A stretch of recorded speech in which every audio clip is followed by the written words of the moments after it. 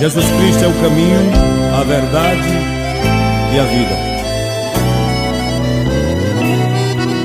O homem pode ser famoso no mundo inteiro, ter grandes amigos e muito dinheiro, mas quando morrer nada pode levar. A multidão o levará para o cemitério, mas de lá pra frente o caso é mais sério, não terá ninguém para o acompanhar. Sabia que depois da morte segue-se ao juízo, não se preparou quando era preciso a adorar a Deus e abster-se do mal. Agora não adianta prece nem Ave Maria, irá guardar